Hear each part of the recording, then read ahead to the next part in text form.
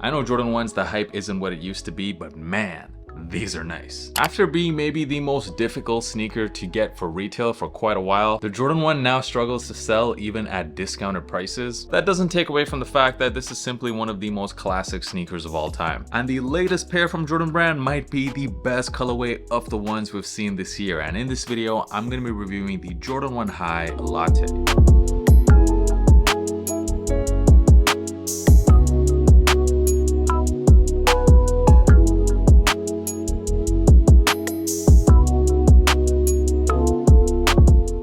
So these sneakers retail for $180, and in Europe they go for 190 euros, which is insane, absolutely insane for a Jordan 1. The retail price almost feels like you're paying resale now for the sneaker, but these did release about a month early in Europe, and the official release date for these in North America will be May the 29th. Now let me start with some bad news. This is a woman's release, and no, it does not come in extended sizing. Unfortunately, it only goes up to a men's 10.5, which in Europe is a size 44.5. So for anyone out there with bigger feet than that, well, you're out of luck. You're gonna have to skip these. And honestly, I don't know why Jordan Brand did this. To me, this is a clear case of a colorway that is pretty unisex. I don't think anyone looking at these can possibly say, nah, I hate these, because this is a very crowd-pleasing colorway. I mean, I even love lattes. Who doesn't love a good latte? I'm quite shocked actually that Jordan Brand decided to make this a women's only release. What do you guys think about that? Why would Nike actually even choose to do this? To me, it doesn't make much sense logically or even financially, but hey, maybe they do have their reasons. For the purpose of this review, I did get them in the biggest size possible, which is a men's 10.5, but I normally do wear a size 11 in most Jordan 1s. So let's start off with the box, and this time let's take a bit longer than usual to appreciate this box, because Jordan Brand did a great job here with the latte swirls all over the box in different tones of beige and white, and you also get the Nike logo here done in a light brown color. I mean, it has to be said, this is one of the nicest general release Jordan 1 boxes we've seen in a minute. Regardless of what you think about the shoes, you gotta appreciate the box. And opening it up, I was very surprised to find this, a coaster. Jordan Brand actually gave us a coaster to put your coffee mugs on. It's got the Jordan logo on one side done in a brown color, and on the back it says "See You Latte," which is definitely a bit cheesy, but I do appreciate Jordan Brand for throwing this in. It's the little things sometimes. The paper that comes with the shoes are also covered in that latte swirl print. And finally, we get to the shoes themselves, which just on first impression, it's a really nice looking pair. I'm personally very partial to black toe color blocking. I think it's the best style of color blocking on the ones, at least my personal favorite. So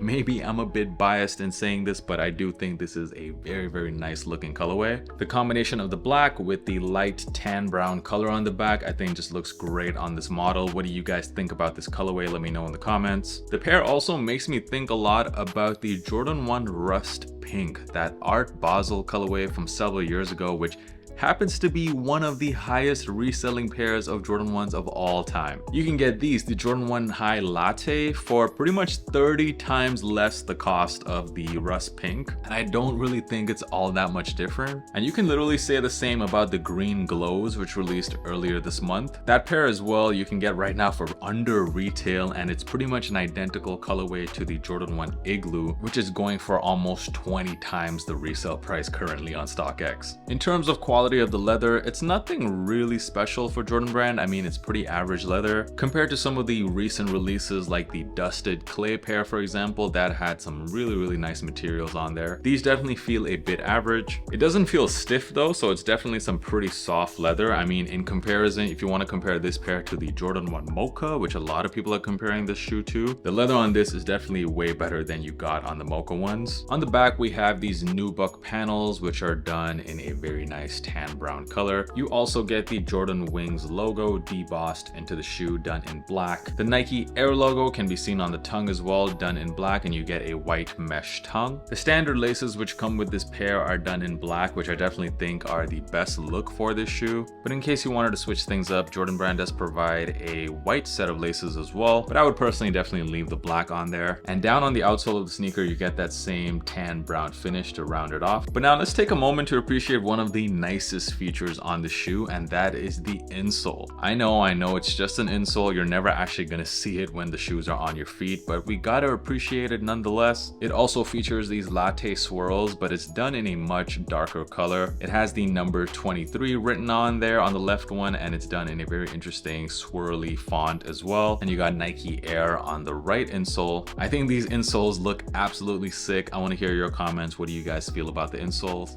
And I wanted to show you guys a quick outfit that I put together with these shoes.